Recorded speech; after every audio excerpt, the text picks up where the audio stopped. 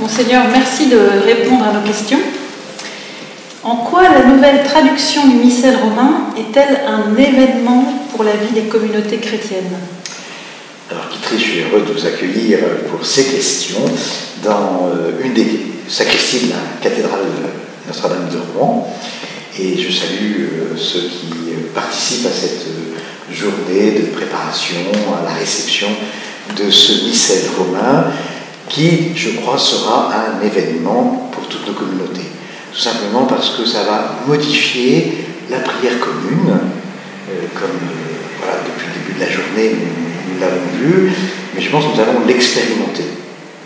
C'est-à-dire qu'il ne s'agit pas simplement d'un livre, il s'agit en fait d'un objet qui est au service de ce qui est le plus fort, d'une certaine manière, dans notre vie chrétienne.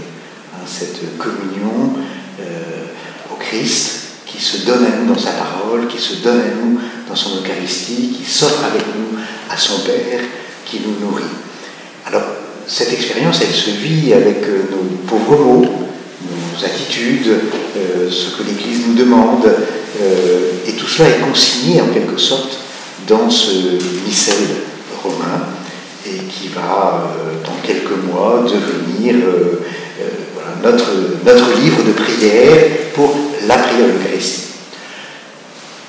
C'est un événement, mais est-ce que ça va changer beaucoup? Ça, je ne peux pas le dire aujourd'hui, parce que ça va dépendre de la manière dont nous allons le recevoir.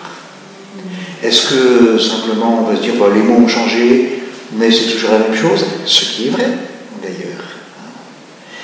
Mais l'Eucharistie est un mystère tellement grand que j'espère que ça va nous permettre d'explorer peut-être de nouvelles arêtes, de nouveaux lieux, de nouvelles manières d'y participer. Vous avez parlé de mots, de gestes, d'attitudes, certains qui vont évoluer avec cette nouvelle traduction. Quel peut être leur intérêt et leur nouveauté pour la vie spirituelle du peuple chrétien, pour la vie liturgique et même finalement pour la manière dont nous accueillons le contenu de notre foi? C'est assez mystérieux. C'est assez mystérieux parce que depuis 2000 ans, chaque dimanche, les disciples de Jésus se rassemblent grâce au ministère d'un prêtre, d'un évêque, qui réunit ces disciples de Jésus pour entendre aujourd'hui, concrètement, la parole de Dieu, pour être rassemblés autour de cette table eucharistique qui est aussi le Golgotha, qui est aussi le lieu où nous montons vers le Père à travers le mystère pascal dont il a été question justement précisément. Et nous faisons avec, dans les premiers temps, sans doute une assez grande spontanéité, même si on a tout de suite raconté comment on faisait. Et d'ailleurs, les récits qu'on trouve dans l'Écriture sont en fait les premiers missels. On peut dire que le premier missel, il est chez saint Paul, ou chez les actes des apôtres, voire l'Évangile, où on a raconté cette manière de partager le pain, d'être unanime, de se rassembler, de ne pas oublier les pauvres, qui est un élément essentiel de ce rassemblement eucharistique. Et puis, nous avons avancé et dans l'histoire du monde, avec le passage peut-être, pour faire bref, du grec au latin, et puis dans une civilisation qui a accueilli, je dirais, la manière de vivre du Moyen-Âge, bref, avec des réflexions théologiques qui ont produit aussi des manières de dire la foi de l'Église à travers la prière différentes qui l'ont enrichie. Puis est arrivée l'époque moderne, on va dire. Et puis ce besoin que nous avons aujourd'hui de comprendre ce que notre prière davantage est d'exprimer en langue vernaculaire, c'est-à-dire en langue de tous les jours, notre prière. Et donc je crois que cette évolution continue. Je ne peux pas dire que ce que ça va être, ça va vraiment dépendre, comme je le disais à Kitry, de notre réception. Alors justement, vous parlez du processus de réception. En quoi ça peut être une chance pour les communautés, pour la communauté et pour l'assemblée eucharistique? La chance, c'est que je mets mon billet que je vais acheter sur des mots, sur des phrases, parce que ça fait maintenant quelques années que je célèbre la messe tous les jours, parce que c'est pour moi quelque chose de vraiment important de célébrer l'Eucharistie avant que le soleil se couche et voilà, et avant que moi-même je m'endorme, voilà, d'avoir vécu ce mystère, c'est pour moi très important chaque jour. Mais du coup, j'ai des habitudes. Et ces habitudes vont être un peu contrariées par des mots nouveaux, par des réponses de l'Assemblée qui vont être différentes. J'espère un peu vivre ce que je vis toujours avec la nouvelle traduction de la Bible de la liturgie. Je m'aperçois que dans ma méditation et dans la prédication, souvent je m'arrête sur une expression que je n'avais pas l'habitude d'entendre. Alors je vais d'ailleurs souvent voir comment ça a été traduit avant. J'imagine que je ferai peut-être le même réflexe. Et puis je vais un petit peu voir le grec quand même pour voir un petit peu d'où ça vient, quoi. Donc j'imagine que certains d'entre nous auront le même réflexe de voir. C'est une chance aussi de se réapproprier la messe, tout simplement.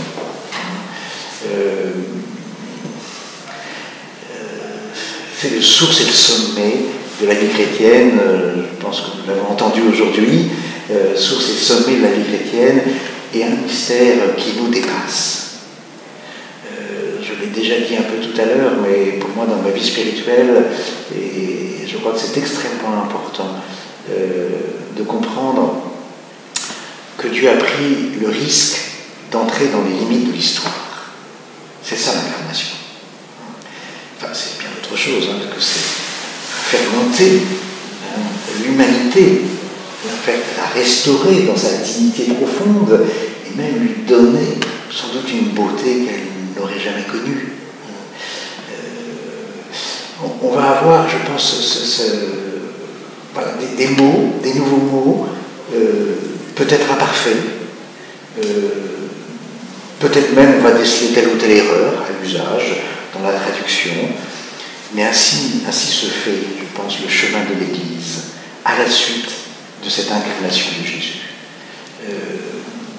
Alors, il faut comprendre quand même qu'à travers ces mots, le mystère tout entier nous est donné, à travers des mots imparfaits.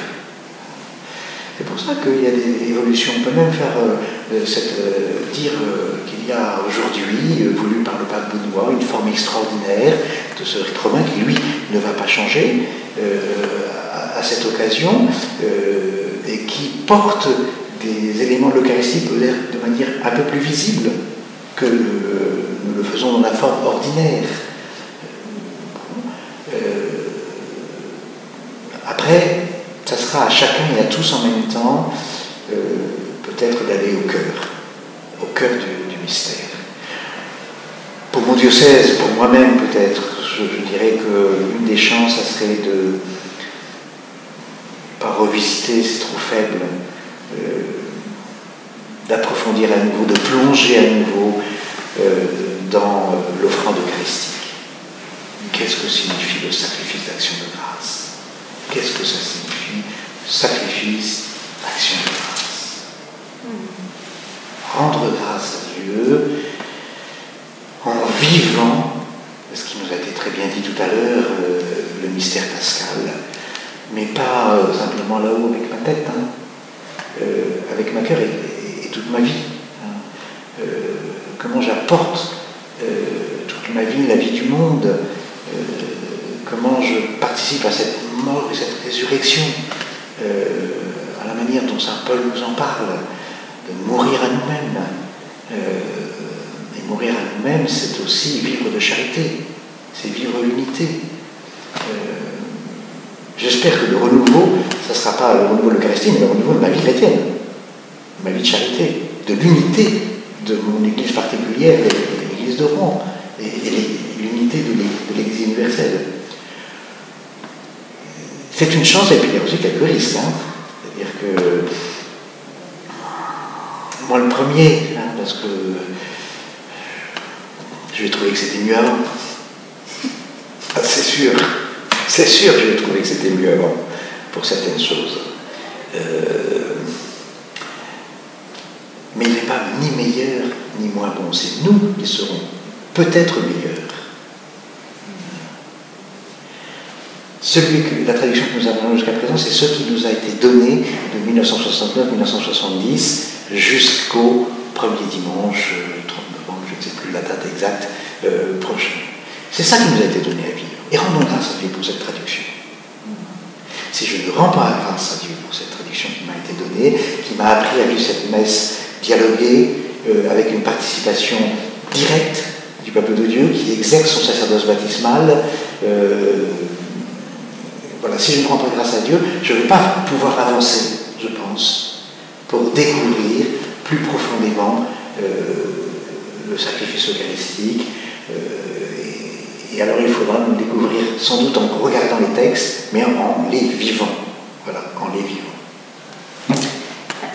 Vous parliez du fait à l'instant qu'il ne fallait pas uniquement utiliser notre tête.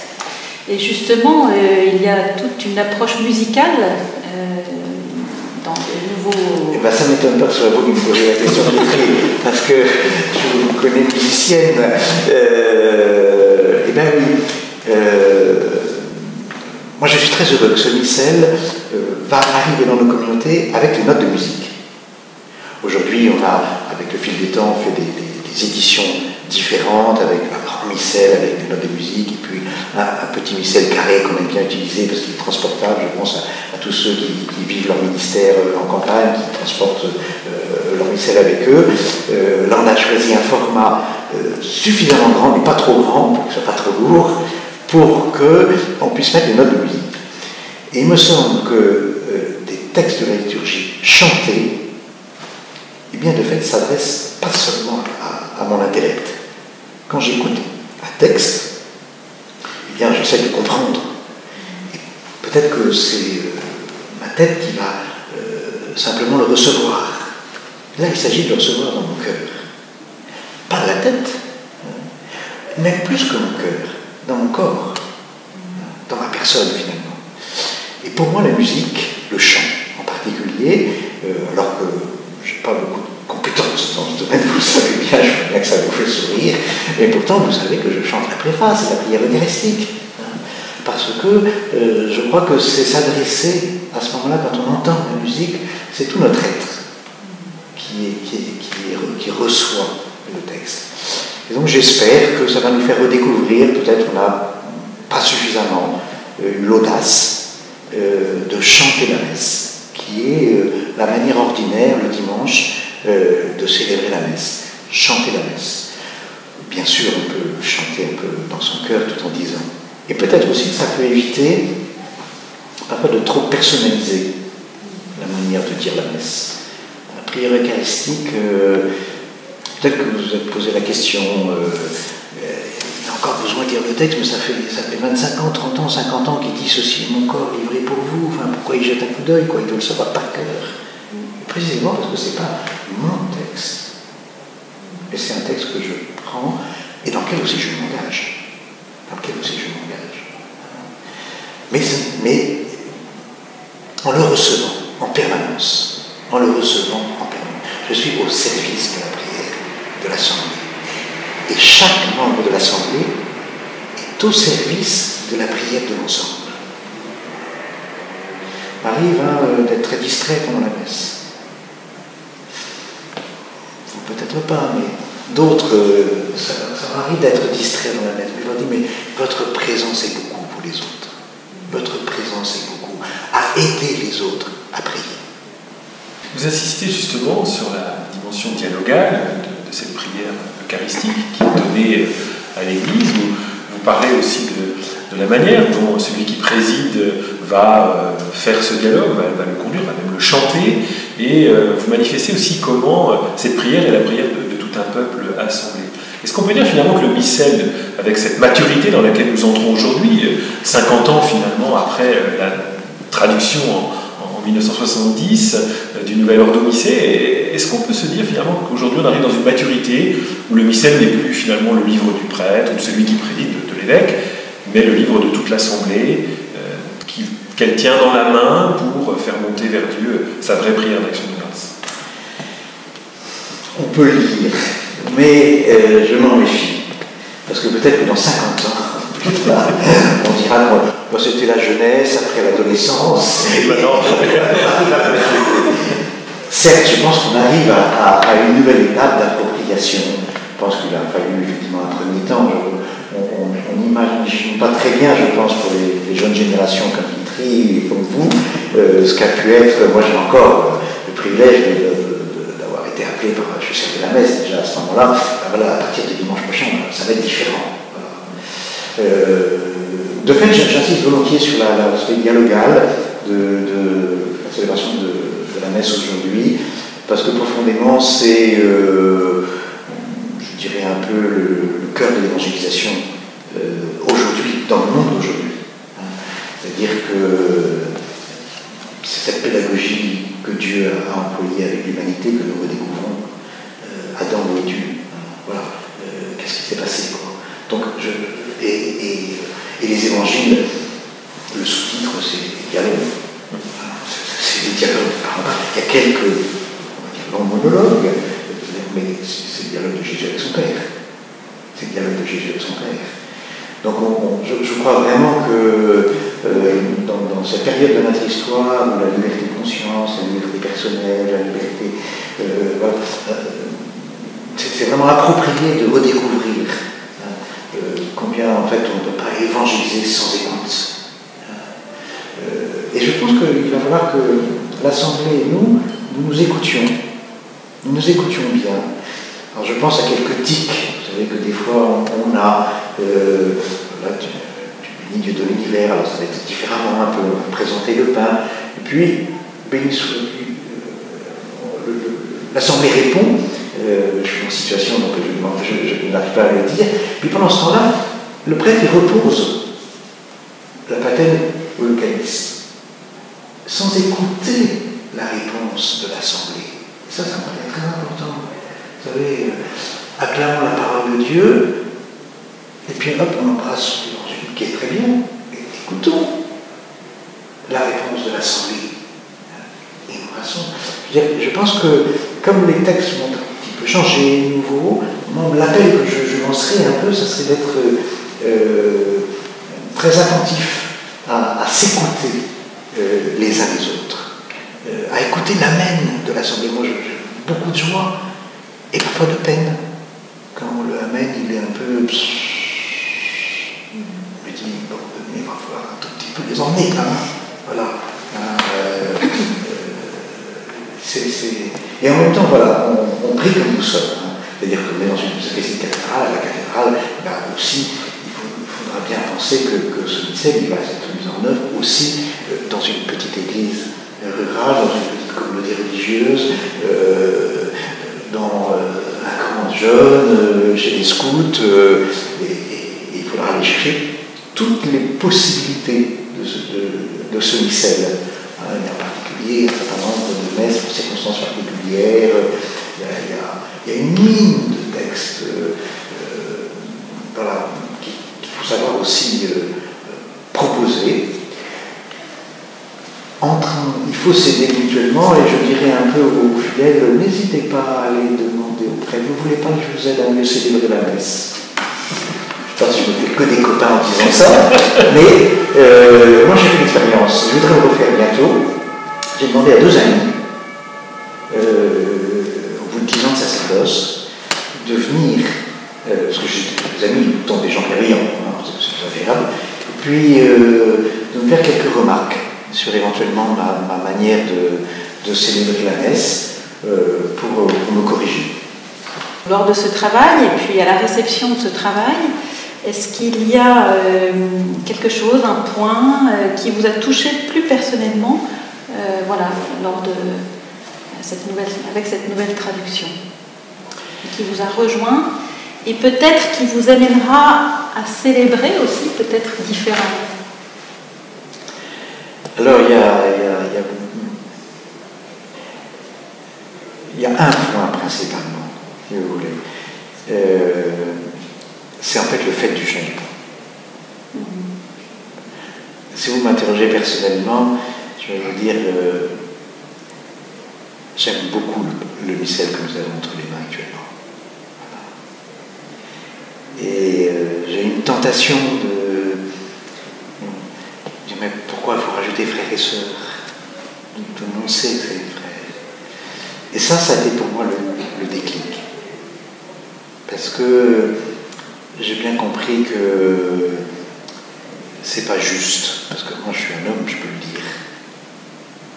Mais je sais bien, et je serais sourd si je n'entendais pas qu'aujourd'hui on ne peut plus, on ne peut pas ne pas entendre qu'il y a une vraie question que se posent des femmes face à la masculinité même du prêtre, ça doit se réserver aux hommes. Dans le Mélie, on a toujours un commentaire masculin d'une certaine manière de l'écriture.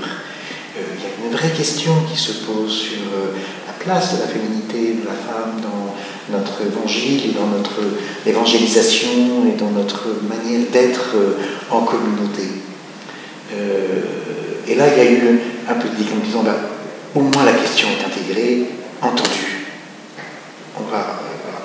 Ce qui en fait est une reprise. Dans certains passages latins, il y a le masculin et le féminin.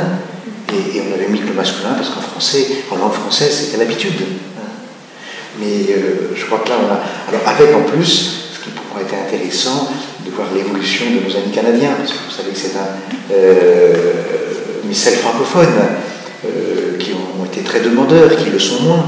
Et puis alors, c'est des fois un peu compliqué dans la langue française, parce que vous avez ensuite des choses qu'il faut accorder, et il faut dire, c'est un maniement assez dur.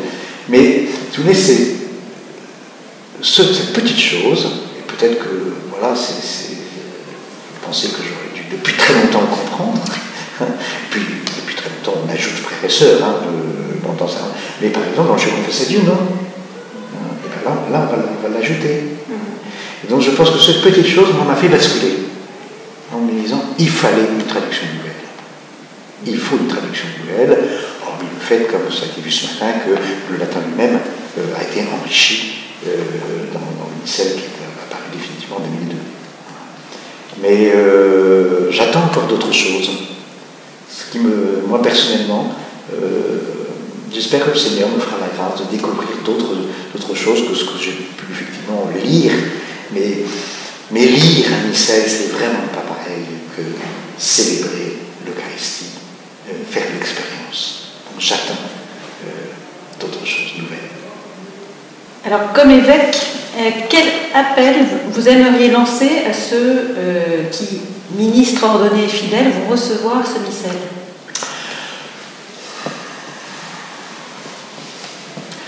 J'en ai pensé un déjà, écoutez-vous les uns les autres, peut-être demandez-vous, accueillez-le vraiment pour votre renouveau, ne vous forcez pas à trouver qu'il est meilleur. S'il y a des endroits où vous dites qu'il est moins bien, il est moins bien, puis une fois que vous vous êtes dit ça, vous avez fait une belle critique, peut-être que vous êtes un peu latiniste, peut-être que vous êtes un petit peu plus sensible à ce que la première traduction avait proposé, ou au contraire vous espériez une traduction encore différente qui n'est pas celle-ci. Une fois que vous avez fait votre bonne critique, voilà, on va dire maintenant, merci, j'accueille ce missel, et puis je vais essayer de le recevoir le mieux possible. Ne le sacralisez pas, c'est un livre parmi d'autres livres qui sont en relation, bien sûr le dictionnaire, mais aussi il y a les messes en l'honneur de la Vierge Marie, mais aussi il y a les livres des sacrements, les différents rituels, il y a le cérémonial des évêques. Bon, bien voilà, c'est aussi voilà, prenez le temps de l'habiter, mais ne le faites pas individuellement, je pense. Je pense que je vous proposerai volontiers de partager assez vite, de relire au bout d'un moment, parce que c'est vraiment le livre pour la communauté. Ce n'est pas vos propres idées, vos propres convictions qui vont faire une bonne utilisation de ce missel. Mais c'est ensemble que petit à petit les choses vont se faire, et puis dans 25, 50 ans, moi de là-haut, eh bien on pourra recueillir les fruits. Merci, monseigneur. Je vous en prie.